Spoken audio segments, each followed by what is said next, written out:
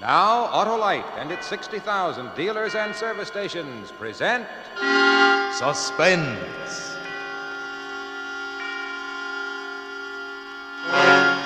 Tonight, Autolite brings you Gregory Peck in Michael Venning's Murder Through the Looking Glass, a suspense play produced and directed by Anton M. Leader.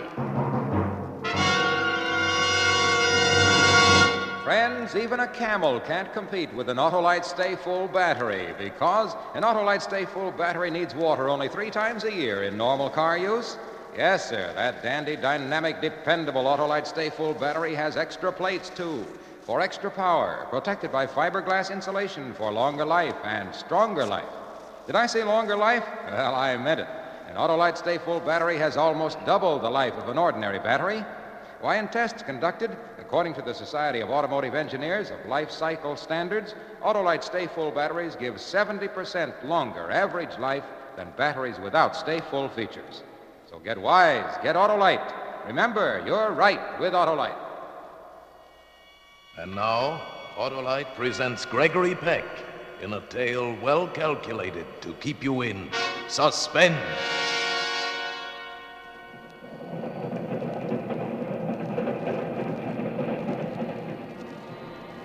The sound was a dull, monotonous roar in my ears, and I listened, wondering if it were real or part of a dream.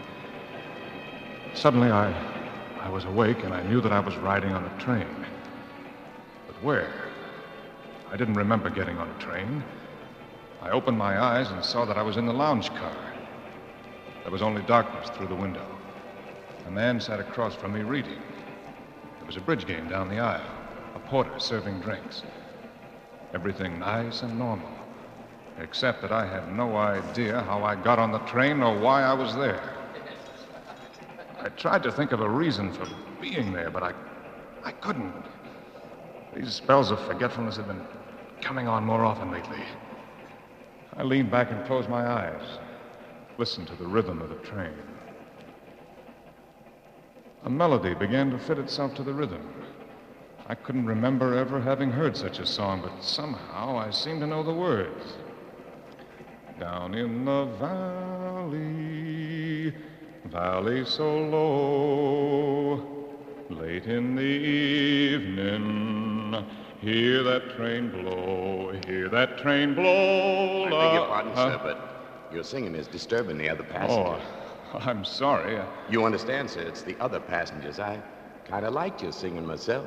Your singing didn't disturb me either, young man. In fact, it was rather a pretty melody. What was the name of it? Why, it's silly, but I don't know. I can't even remember the tune now. That's the way it is with songs. I've had the same thing happen to me. So what train is this? Why, it's the New York Express to Philadelphia. Ought to be there any minute, too. You must have been on some party if it lasted all day. Or what time is it? 7 o'clock. P.M., that is. Yes, sir. It must have been pretty drunk out where you were. I think he said something else after that, but I wasn't listening then. I noticed that I was wearing a brown topcoat. It wasn't mine. Maybe I'd accidentally exchanged coats with someone. If I couldn't remember it, it must have been that kind of a party. If so, I felt for my wallet. It was there. I opened it to see if I had any money left, and my eye was caught by the driver's license made out to John Blake. In another pocket of the wallet, there were engraved cards reading John Blake Insurance. I wasn't John Blake. I was Jeffrey Bruno, a writer. I couldn't even drive a car. I didn't know anything about insurance. I'd never heard of a John Blake, but here was his identification in my wallet. What's the matter, young fellow? Are you ill? The man across from me said something, but I didn't hear what it was. I looked through the other pockets. There was a bank book showing that John Blake had a bank balance of $647.55. My balance had never been higher than $15. There was a letter, a bill for shirts, addressed to John Blake at an address I never heard of before. There was a moment there, a few crazy seconds, when I wondered if I really was John Blake.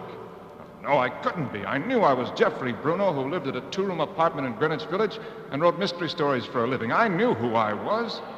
Broad Street Station. Broad Street Station. Well, here we are. Or are you going on downtown? Well, Say, I could get a train back to New York here, couldn't I? Sure, right across on the other platform.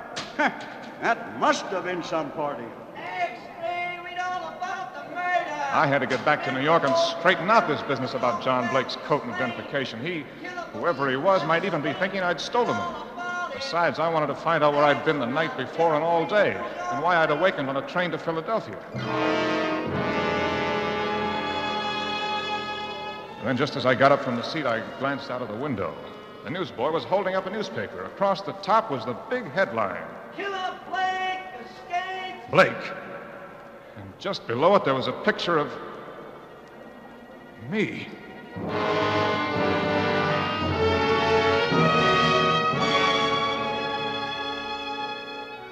Pulling down my hat and turning up my coat collar, I managed to get on a New York train without anyone recognizing me. Then, fortunately, no one pays any attention to anyone else on New York subways. 2 blocks from my apartment house, I stopped at the corner stand to buy a newspaper. Oh, there you are, Mr. Bruno. Haven't seen you around for a couple days. Yeah, I've been busy. Hey, I saw your picture somewhere today. You got a story in one of the magazines, maybe? No, well, good. Wait a minute. I'll remember where I saw your picture. I never forget I've got to go now. You can tell me about it tomorrow. I had to get away before he remembered. I looked down and saw my picture on his papers. At home, there were a lot of letters in my box. Too many for just one delivery. When I got to the apartment, I looked at them. 2 of the letters had been postmarked in New York 3 days before. It doesn't take 3 days for letters to be delivered locally. Where had I been for 3 days? Who's there? Rosalie. Oh, Rosalie, just a minute. Hi, Jeff. I thought I heard someone in here. Well, a friend of yours stopped by, but you weren't home. He ran into me on the stairs and asked if I lived here and then wanted me to give you a message. Burnett was his name. Bill, I think he said. Oh, yeah. Well, I'm glad you're here, Rosalie. Stay and talk to me. We can have some coffee or a drink. When did you say Bill was here? Yesterday morning. He said something about having had a date with you the night before, but you never showed up. Yesterday morning. Oh, yes. What's the matter, Jeff? Don't you feel well? Oh, sure. I feel fine. Rosalie, tell me, do I ever do anything out of the ordinary? I mean, have I ever seemed strange? You mean, are you... Well, you've always seemed very sane to me, if that's what you mean. In spite of your vanishing acts. My what? The times you disappeared. You don't know? I'm sorry. Let me finish it for you. You mean the days when I've awakened thinking it was Tuesday, only to turn out to be Thursday. You mean I'd disappear for a couple of days, go somewhere else, become somebody else? Oh, I wouldn't have said anything, Jeff, but... Well, then why don't I remember? Oh, I've heard of people drawing blanks because they've had too much to drink, but now, maybe it's something different. What is, Jeff? Well, I told her all about it. All I knew anyway. At first she was frightened, but then I guess she felt sorry for me and she got over it. Before Rosalie had always been just a beautiful, desirable girl. I'd had drinks with her a few times in her apartment or mine, but that was all. Oh, not that I hadn't wanted to take her out, but she was a model, and I was sure that she led a glamorous life with rich men begging to take her out. But now she didn't look as glamorous as she looked understanding. I needed that. For I was beginning to believe that the explanation of John Blake wasn't as simple as I first thought. I'm glad I came in, Jeff. You need someone. And it doesn't matter whether you're John Blake or not. Well, it matters to me. I know I'm Jeffrey Bruno and not some guy named John Blake. Why, I can remember my whole life living on the farm, going to school, working on a newspaper, coming to New York. I can remember every minute of it. Every minute? No, not every minute. You know, Jeff, such things can happen. White-bearded old men with eyeglasses write books about such things. They've got a word for it. I can't pronounce it, but it means that you can be 2 people at one time and not know it. So maybe I'm John Blake, too. I was way ahead of you in thinking that. And if you are, that's a sickness. And people can get over being sick. Maybe you'll remember all the things John Blake did. I already know one thing he did. He killed someone. I don't know who or how, but John Blake, murdered someone. You brought a paper home. Why not see? Whatever happened, Jeff, we'll find a way to work it out. Thanks, Rosalie. Here it is. His name was Rufus Carrington. He was an old man and wealthy. I, John Blake, worked part-time for his nephew, Roger Gunn. Mm-hmm. There's money missing from the firm, and it's believed Rufus Carrington may have found out about it. I see. Roger Gunn arrived to see his uncle this morning and was told by the butler that the old man was in the study with an unknown caller. Roger Gunn was talking to the butler when they heard the old man cry out. He ran to the study and found him dead. Your nephew saw me, the killer, escaping and recognized him. Well, if I were John Blake, my other self didn't do things in a small way. Oh, don't, Jeff. I never wanted the things John Blake must have wanted. I never wanted riches, never thought of going into a business like insurance. I just can't understand this thing. They'll understand, Jeff. They have people who understand things like that. Rosalie, whatever happens, will you promise me that if you don't like Jeffrey Bruno, you'll like John Blake? But like one of us, it doesn't matter which one it is. I like you. Whichever one of them you are. You see, Rosalie, I'm innocent, even if John Blake isn't. I haven't murdered anyone. It was another part of me, but if I try to run away, they'll find me, they'll hurt me for what John Blake did. Where can I go? What can I do? You can go to the police and tell them the whole truth. Because, you see, they can't do anything to you. You're not responsible for what you did as John Blake. Yeah, maybe you're right. There's no point in running. Look, I know I have no right to ask it, but would you go with me, Rosalie? Of course I will, Jeff. It's like being haunted, knowing that somewhere inside of me there's another man, never knowing when I'll be him. Say, what if I turn into John Blake before we even get to the police?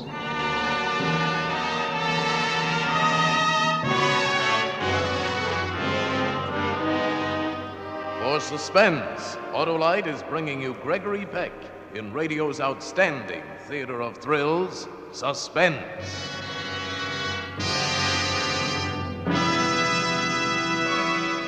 Say, Hap, the sound man and I have cooked up our own suspense show. Yeah, well, let's hear it. All right. Our hero, Jim Brown, is in a frantic rush to get to his office. He leaps into his car, tries to start it. Will it start? Won't it start? Will our hero get to his office in time to read his morning paper before his stenographer puts him to work? That's real suspense, Hal. But I come along. I give him a hot tip on surefire starting. Get an Autolite Stay Full battery. And now this happens. There, you see what I mean? That Autolite Stay Full battery takes the suspense out of starting and puts it on CBS. Why, an Autolite Stay Full battery needs water only 3 times a year in normal car use. That liberal liquid libation practically eliminates one of the major causes of battery failure. Imagine, an Autolite Stay Full battery needs water only 3 times a year in normal car use. An Autolite Stay Full battery has extra plates, too, for extra power. And fiberglass insulation adds months to the life of a battery. Money can't buy a better battery. So switch to Autolite. And now, Autolite brings back to our Hollywood soundstage Gregory Peck as Jeffrey in Murder Through the Looking Glass. A tale well calculated to keep you in suspense. Rosalie was right. I thought about it as I walked down the stairs. Well, they'd know what to do with a case like mine. They know that Jeffrey Bruno wasn't responsible for what John Blake did. Of course, they'd lock me up for my own good, and then they'd leave me in there. What's the matter, Jeff? Wait, Rosalie. You're right. I mustn't run away, but first, I've got to find out about the other me, about John Blake. All I know is that he murdered someone. I have to know other things about him, what he was really like. I understand, Jeff, but you mustn't do anything foolish. I have to know about my other life, what books I read, what kind of girls I like. You can see that's important, can't you? Of course. Jeff, I just thought of something. I know a man, a psychiatrist. Maybe if I called him, you could see him tonight. He'd understand. Maybe he could tell you what to do. Will you talk to him? Well, I'll do anything. It'll help me to understand what I was like when I was John Blake and why I was like that. I'll go in the drugstore here and call him. I'm sure he'll see you, and we'll do whatever he says.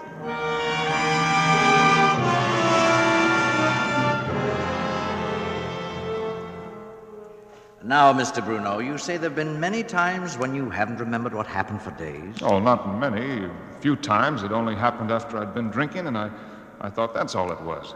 Until this. I see. It's a very interesting case. Well, what is it, Doctor? I've done some reading on psychiatry, and it sounds... Is it split personality? Schizophrenia? Yes, very possible. For instance, subconsciously, you might have had a desire for things which consciously you convinced yourself were bad. That desire became so great that you created John Blake, so you could satisfy it without compromising Jeffrey Bruno. Yeah, but wouldn't I be partly aware of wanting those things? Isn't it possible that I'm not John Blake, that all of this is something else? I'll let you answer that yourself, Mr. Bruno. Well, how can I? If I could answer it, I wouldn't be here. Mr. Bruno, do you honestly believe that there is a real person named John Blake, a person who looks exactly like you, a person whose coat and identification came accidentally into your possession? No, I guess I don't, but there must be another explanation. The alternative would be to believe that someone is framing you. Do you believe that someone drugged you several times, so there'd be days you couldn't account for? That someone forged the papers of John Blake and planted them on you? Can you believe that someone planned to commit this murder months ago, rented an apartment in the name of John Blake, filled it with clothing in your size, put your photograph in the apartment? No, but... According to the newspaper story, the nephew of the murder victim was the only man to identify your picture. Therefore, he would have to have been the one to frame you. Well, this would imply that this Roger Gunn knew you and you knew him. Do you? No, I don't remember. Well, then can you believe that he was able to drug you, to know your clothes size, to get a photograph of you? I guess not. Besides, if he framed you, that implies he is the murderer. But that can't be, because according to the butler, the nephew was with him at the time the murder took place. You see, Mr. Bruno? I see. Well, what can I do, Doctor? Well, if this were not a murder case, the answer would be a simple one. I'd undertake to treat you. But as it is, I'm afraid I must suggest that you go to the police. Yeah, I suppose you're right. I'm sorry I wasn't able to help you, young man. If you'd only come to me sooner. Jeff, can you help him, Doctor? Under the circumstances, it's too late for me to do anything directly. I've advised Mr. Bruno to go to the police. Come on, Jeff. I'll go with you. All right. Well, thank you, Doctor. Oh, not at all. Sorry, I can't do more. Good night. Good night. Good night. I'm sorry, Jeff, but they'll have to believe you.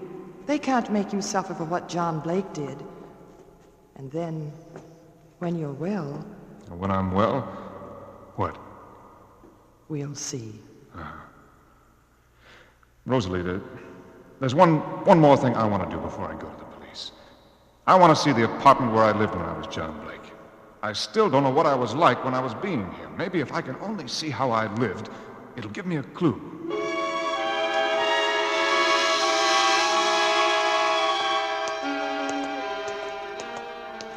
There he is, Jeff, right across the street. The lobby looks empty. Now, let's see.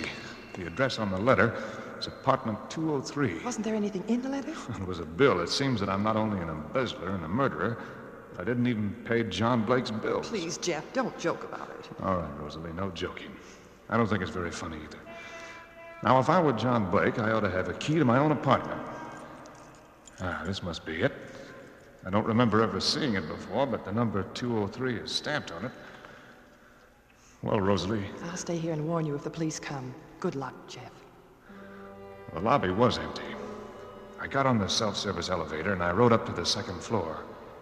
It, too, was deserted, and I walked to the door of my apartment.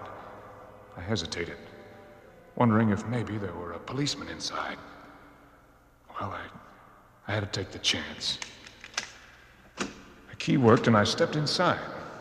The place seemed empty. I turned on the light. It was a small apartment, inexpensive, perfectly correct, and dull. There were hunting prints on the wall. There were 2 suits in the wardrobe.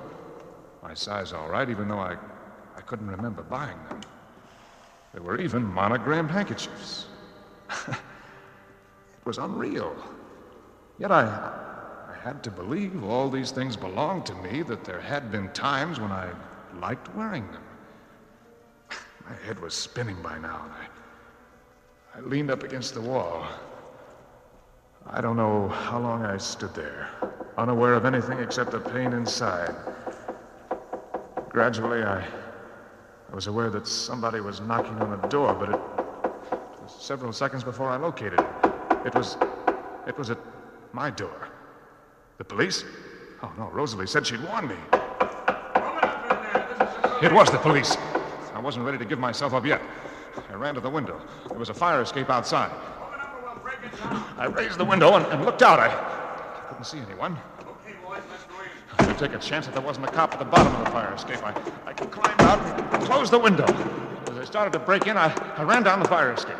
I jumped to the ground and looked around the corner. There was one man sitting in a police car. I turned and ran the other way. I must have run 2 blocks before I heard footsteps behind me. I turned and it was Rosalie. Jeff. You said you'd warn me. What happened? But I did, Jeff. I rang the buzzer twice while they were getting out of the car. When I saw you getting away, I thought you'd heard. You must have heard it. You rang twice? And the bell must be out of order, just like John Blake. Or I didn't hear it. I almost didn't hear them knocking. I'm sorry, Rosalie. I don't know. It doesn't matter, Jeff. I was so frightened. Oh, you mustn't be. I promise I won't do anything to involve you or hurt you. Oh, I wasn't thinking of myself. You can't go on like this, Jeff. You've got to go in. Give yourself a chance to get well. I know. You know, upstairs there for a minute, I thought of running away, of going to some little town and changing my name, but that's no good either. That wouldn't get rid of John Blake. Then? I've got an idea. Just one more try.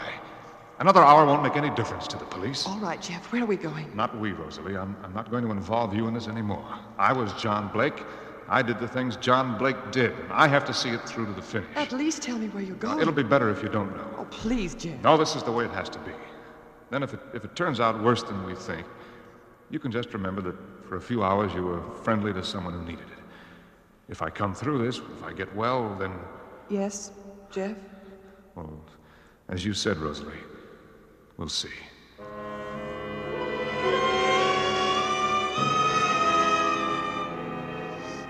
I put her in a cab and gave the driver the address in the village. Then I went to the place where I was afraid to go.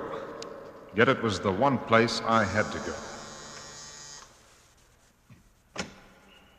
Yes, sir? Well, aren't you Mr. Carrington's butler? Yes, sir.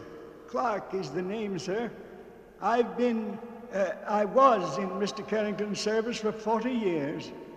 But why do you ask? Well, don't you recognize me? I don't believe so, sir. Of course, there were so many of you here today from the newspapers. But I was here even earlier. I'm John Blake. Oh, then you're the gentleman who murdered Mr. Carrington, according to the newspapers. Well, why do you say according to the newspapers? I don't believe you killed Mr. Carrington, sir. You don't? Why not? Why, he didn't even know you, sir. Well, maybe he only got acquainted with me this morning when I came to kill him. If he had made an appointment with you, sir, I would have known. But didn't you let me in to see him? Oh, no, sir. He answered the door himself when his visitor arrived. I see. Is Mr. Carrington's nephew here? Mr. Gunn?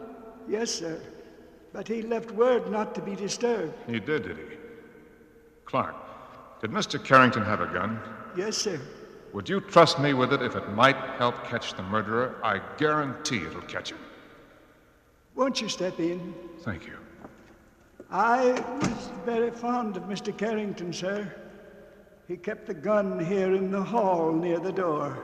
Oh, here it is, sir. I'm an old man myself, and perhaps I'm foolish to even... Don't you worry. Just take me to see Mr. Gunn. Oh, but I can't do that, sir. Clark. Oh, pardon me, sir. Yes, Mr. Gunn? Who are you talking to, Clark? Is that the attorney? No, sir. It's a young... Wait a minute. I know that voice. I'm sorry, Clark. Who the devil? You? Yes, me, Mr. Gunn, or should I say Dr. Gunn? Clark, leave the room. Yes, sir.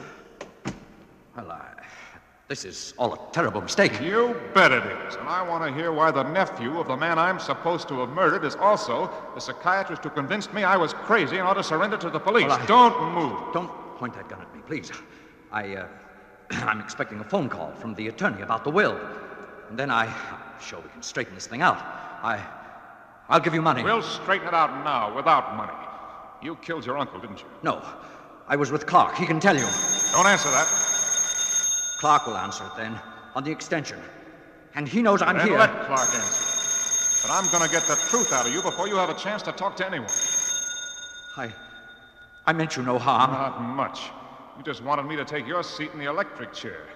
You told me the whole thing when you were posing as the psychiatrist, didn't you?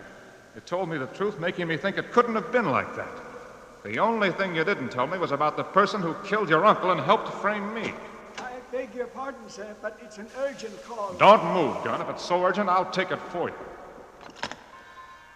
Yes? Roger, I'm calling you from our usual place. He hasn't gone to the police yet.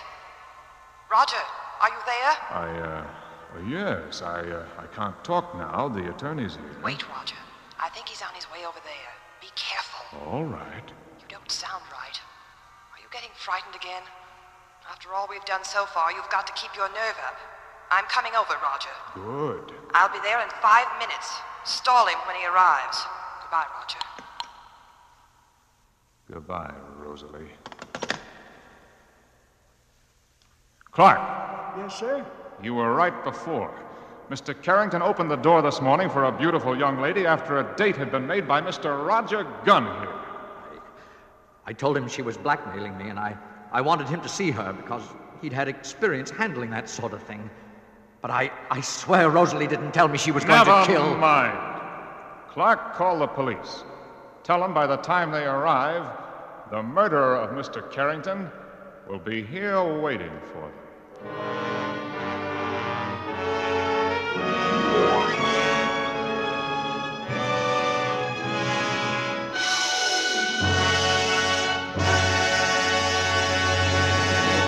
Thank you, Gregory Peck, for a great suspense show. Say, Greg, while out driving one Sunday afternoon recently, I heard you on the Family Hour of Stars. Busman's holiday. Yes, and I was thinking then how you always give a splendid performance, just like a stay-full battery. A battery I'm being compared to now. Well, not just a battery, Greg, but Autolite stay-full batteries. They're as tops in their field as you are in yours. Well, then you can just call me Stay Full Peck from now on. Tell me more. Well, Greg, stay-full batteries are made by Autolite men who make over 400 products for cars, trucks, airplanes, and boats in 28 Autolite plants from coast to coast. Yes, sir, and Autolite also makes complete electrical systems for many makes of America's finest cars. Spark plugs, generators, starting motors, coils, distributors. All ignition engineered to fit together perfectly, work together perfectly, because they're a perfect team. So, folks, don't accept electrical parts that are supposed to be just as good. Ask for and insist on Autolite, original factory parts, at your neighborhood service station, car dealer, garage, or repair shop. Remember, you're right with Autolite.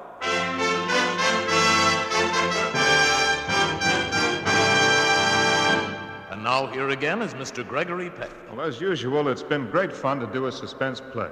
It's one of the programs that every actor in Hollywood most enjoys to appear on and to listen to.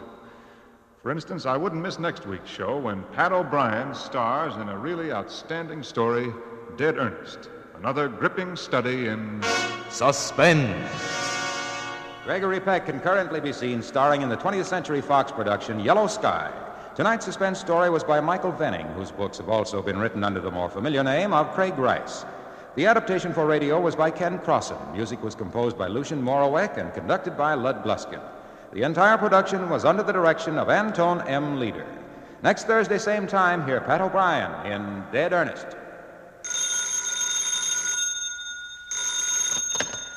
You can buy Autolite electrical parts, Autolite resistor spark plugs, Autolite stay-full batteries at your neighborhood Autolite dealer. Switch to Autolite. Good night. We have the highest standard of living in the world. Safeguard the American way. This is CBS, the Columbia Broadcasting System.